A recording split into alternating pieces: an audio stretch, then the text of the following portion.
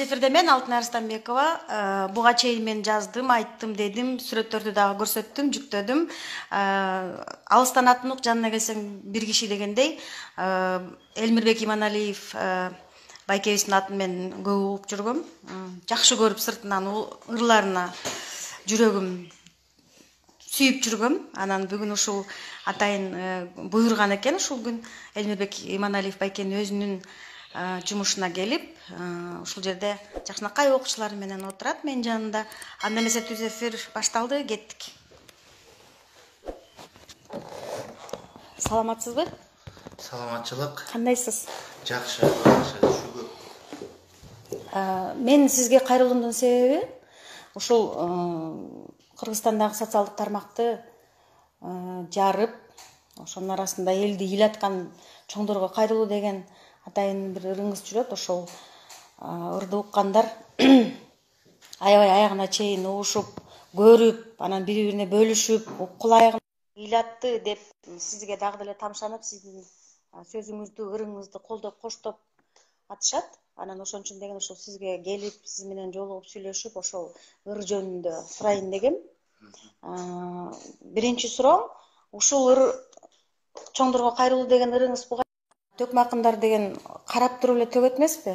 Окуяны, адамды, анан ушул акыркы күндөркү окуяларды карап туруп төктүңүзбү? Бул кайрылуу негизи мындай коомдо ушул сыяктуу кайрылуу бул биринчи эмес. Мен бир нече кайрылуулар болгон буга чейин. Башкача айтканда 2003 жылдан бери эле кайрылуулар келатат.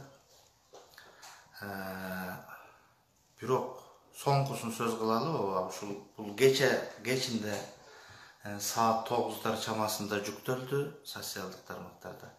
Бирок ушундай тыным болгон жок. Өзүм дагы көрүп коюп аттым. Көрүүлөр тез болуп атты, комментарийлер жай баштады. Андан дагы бүгүн эрте менен турсам радиодон чалышты. Ушул кайрылуунун тегерегинде. Анан бул жерде эки жагдайды эске салып атасыз. Сиз баягы буга чейин бул нерсе бар беле же дароо эле болуп кеттиби деп.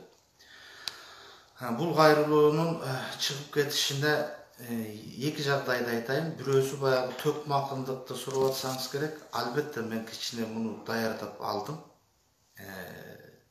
Кичине баягы башы кандай, ортосу кандай, аягы кандай деп биз төкмө акындар айрым учурда кайрылуу жасаганда же бир ушундай бул өзүнчө бир чыгармага айланып калып калат экен да. Анан ошондой болду, даярдалды. Бирок бул ошол бир сааттын ар жак бери жагында болгон нерсе. Ал эми бул кайрылуунун экинчи жагдайды деп атпаймынбы? Экинчи жагдайы буга 30 жыл болайын деп калды да. Бар беле деген нерсе деп. 30 жыл толгон нерсе. 30 жыл толгон деп бекер айткан жокмун. Дагы деле ошол канча комузга салып алып кайрылуумда канчалык деңгээлде айттым. Азыр эрте менен ошо айтып атпаймынбы, радиолордон чалышып, запись кылышып, телефондон сүйлөтүп алышты, интервью. Ошондо да буулугуп турдум, кайра дагы бир калып калган жерлери бардай болуп. 30 жыл бою биз эгемендик алгандан тартып не бир ойлоп көрсөм, мындай бир киного тартса айтылып бүтпөгөн, жазсаң жазылып бүтпөгөн бир узак оюш кыйыш турмушту сүрөттөгөн бир романды жашап өттү кыргыз эли. Анын ичинде жүрөк түшүрүүчү, үрөй учурчу күндөр да болду. Анын ичинде болуп көрбөгөндөй ойго түшкө кирбеген иштер болду. Анын ичинде тапканыбыз да болду, жоготконубуз да болду. Бирок менин бир өкүнгөнүм жоготкон нерсебиз көп болуп кетти. Биринчиден кыргыз өзүбүздүн кыргыздык тарыхыбыздан баштап кыргыздык нак нукура касиетибизден эгемендик алганыбыз менен биз эгемендик алдык дедик. Бирок мына руханий жактан улам мындай бир кул болуп, маңкурт болгонго кетип бараткандай болду. Эгемендик алганда биз ойлогонбуз, бизге ушул баягы кайсы бир элдин шовинисттик саясаты же болбосо өздөрүнүн тоталитардык бир режими жолтоо болуп атат. Биз ушудан кутулсак, мындайча айтканда бир кездеги КДКчылар деп айтылып жүргөн чоң тамга менен ошол агаларыбыз, ошол эжелерибиздин көксөөсү биз боштондук алсак, эркиндикке чыксак, биздин тилибиз кайтат, биз жоготкон руханий дөөлөттөрүбүздү кайтарып алабыз. Биз канчалык саясий эркиндигибизди алабыз.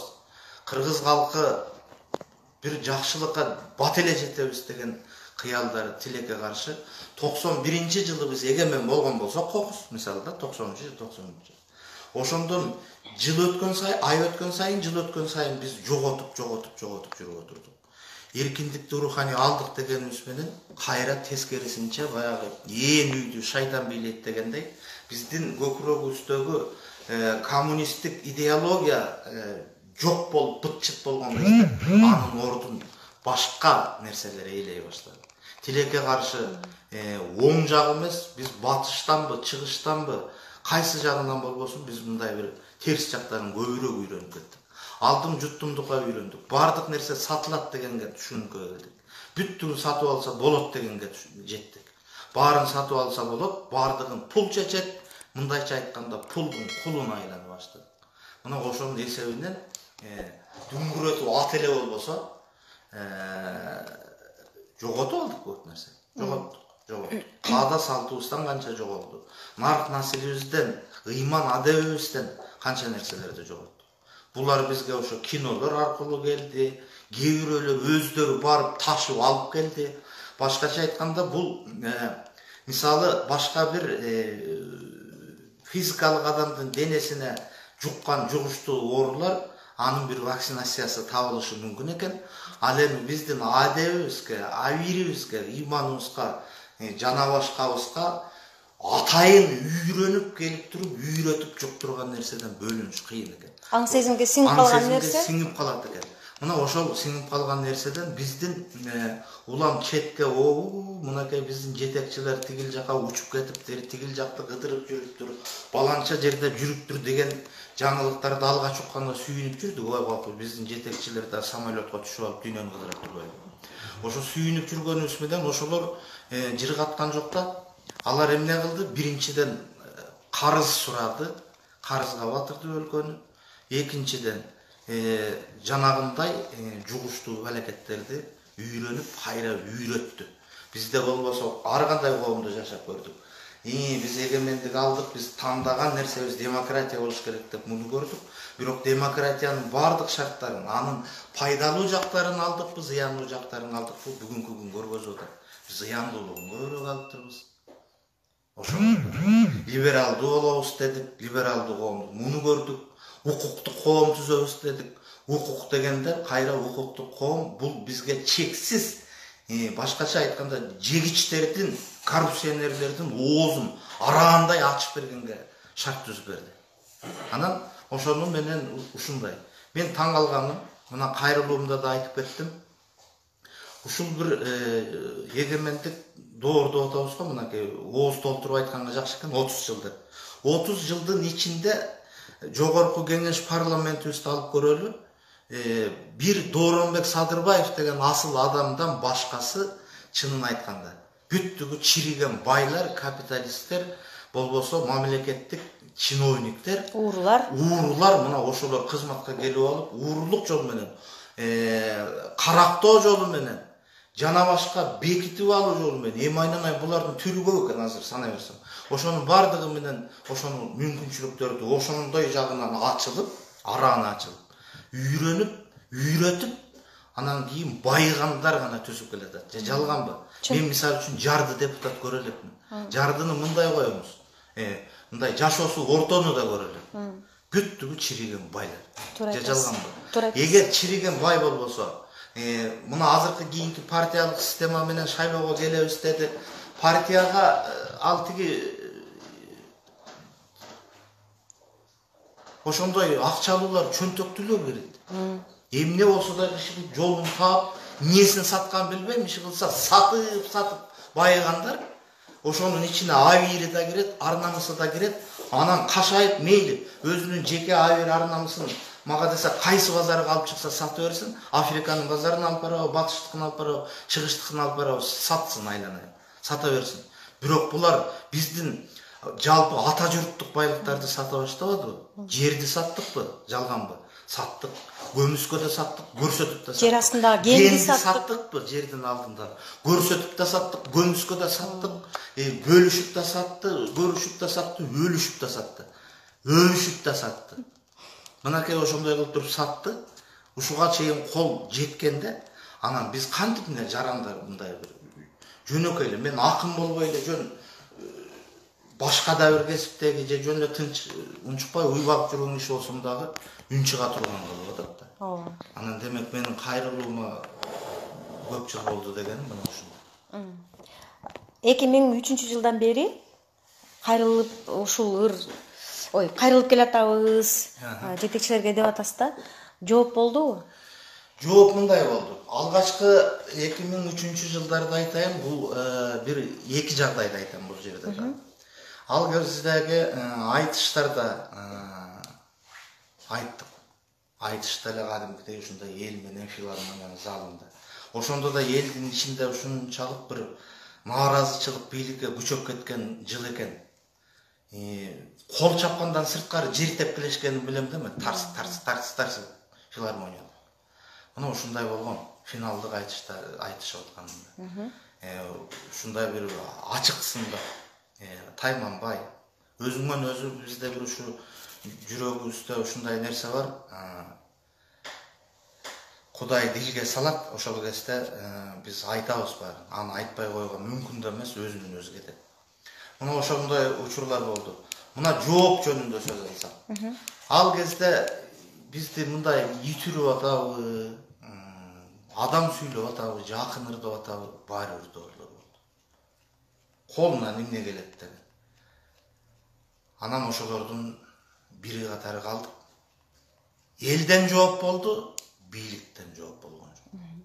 Алар ошол бир кой ушинтип атышат, уят дешкенин көргөн жокмун. Аяк эмне болуп бүттү? 2005-жыл мартта бүттү. Ошентип бүттү. Окуя кайра кайталанды. Экинчи нерсени айтайын. Экинчи нерседен ушул дайыма мындай бир чоочулап да калат экенсиң. Качан акындардын сынына учурагандай оң элек да өзү негизи көп бийликтерди көрдүк. 2003-жыл ушундай болду, 2005. 2007-жылы баягы мыйзамдык конституциялык реформаны гана көтөрүп, эч кимди кетсин койсуну жок митинг болду. Ушул Ак үйдүн жанында. Ошондо светтерин өчүрүп алып катышкан. Ошондой болуп элге чыгып койбой. Мына ушундай мезгил болуп аттı, окуя кайталанды, кетти дагы ошондой. Ал кезинде кичине өзгөрүү болду.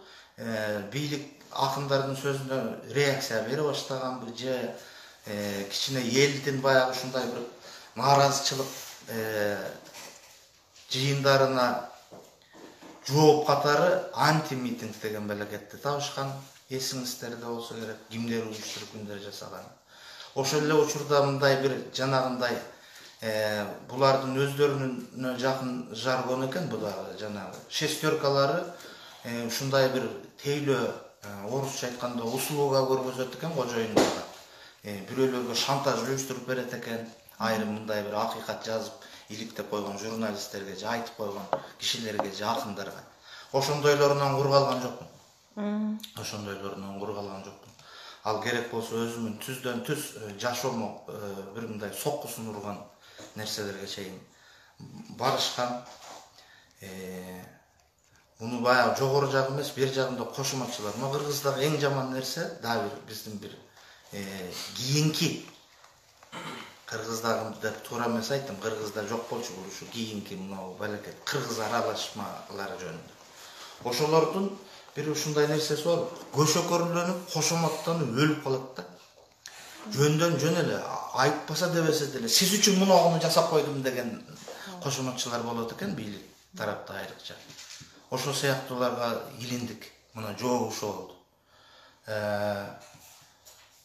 çoğutup, birileri arkalı ayttırıp, biri argınday şantaj ema aynan kişi mындай nemesine görбөйт. Бирок чындыгына жетти. Айрымдардын көзү деле өтүп кетти ошондойлорду уюштургандар. Ал эми адан кийин мынакей канча улам бир нерсени айтабыз, үмүт этебиз, дейбиз. Бирок мени бир өкүндүргөн нерсеси болуптур. Биз жаңы президент шайлайбыз. Тегерегиндегилер баягылар эле калат да. Мына бүйүт ушул. Ошону өздөрү сезбей калат экен, таң калыштуу. Же алардын тили ушунчалык балга тетиги кеч келгенден таң атканчайын түнү менен мындай балга чыланып чыгабы билбейм. Ошолордун тили буларды ушундай бир магдыртат экен. Азыр мойнуна алып айтып атышпайбы? Жаңылып калды гана минтей пендечилик экен, ишенчектигибизден алдырдык дегендер болот. Ошондой болуп туруп эле ушундай ишенчек болуп калышат экен, билбейм. Кайра эле мурда бизди элди сызга отургузган бийликтин өкүлдөрүн кайра өздөрүнө кадыр кылып алып алган эл 5 кондоп айланайын санап берет. Аттарынан, жөндөрүнө ата тегине чейин. Кыргыз билип бүттү. Кыргызда ошон үчүн биздин азыр калкыбызда ишеним бөксөргөндөн бөксөрүп баратканына күбө болуп атабыз.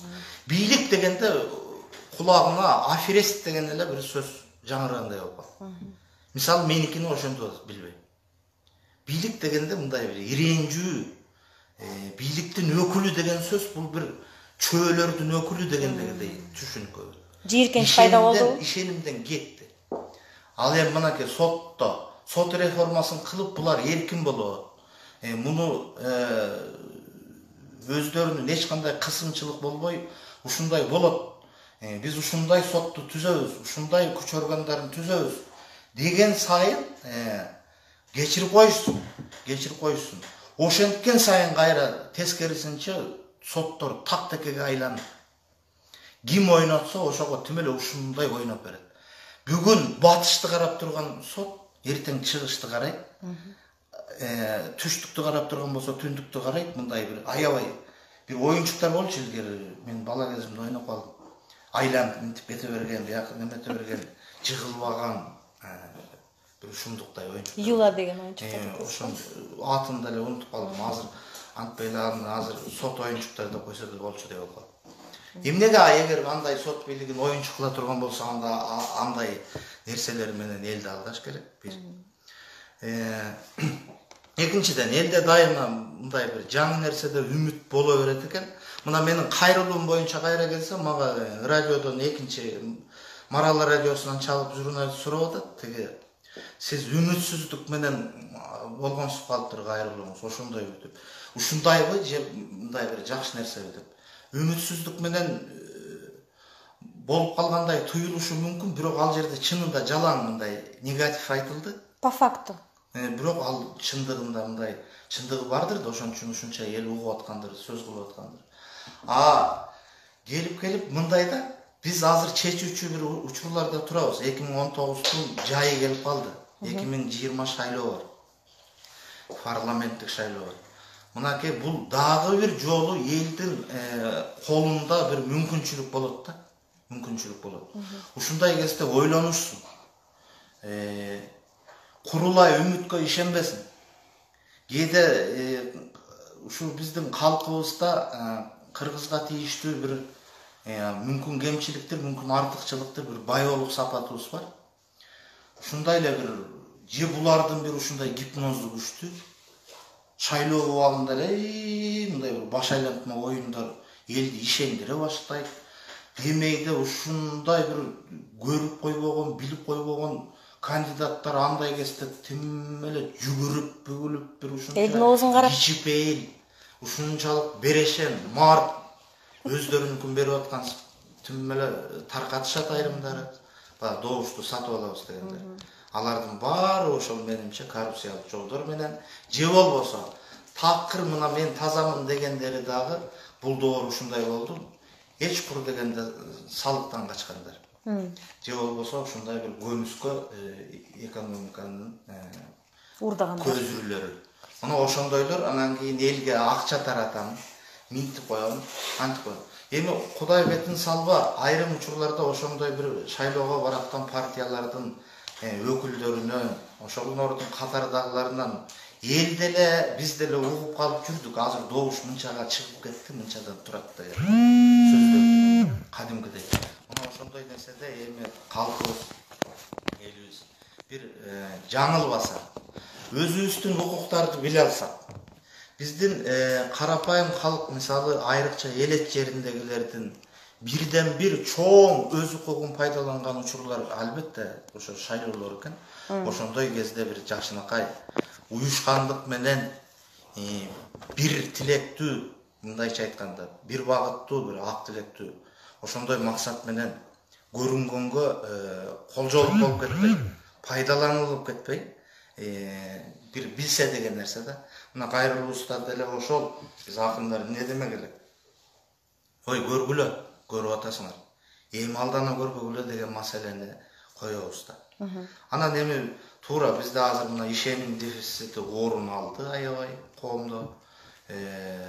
Эч кимге билбейм эми. Эң үлгү боло турган кишилер үлгү боло албай аткандан кийин, биз үлгүбүздө өздөрүн айтып аткандар, жанагы биз элитабыз, интеллигенциябыз, шумдуктарбыз деп атпайбы? Ошолор өздөрү мындай үлгү боло албагандан кийин, анда кандай нерсени тарбиялайбыз? Мына мен да ойлончумун, ушул ойго кошулуп, бүттүк бул бийликтегилер жаңырып, бир жаш муун, жаңы муун же мурда кийин бийликке бутагына аралашпаган, коррупцияга аралашпагандар, аттуу, даңктуу жегичтер болбой эле жаштар менен обошсо же башка болсо өзгөрүп кетет экен деп.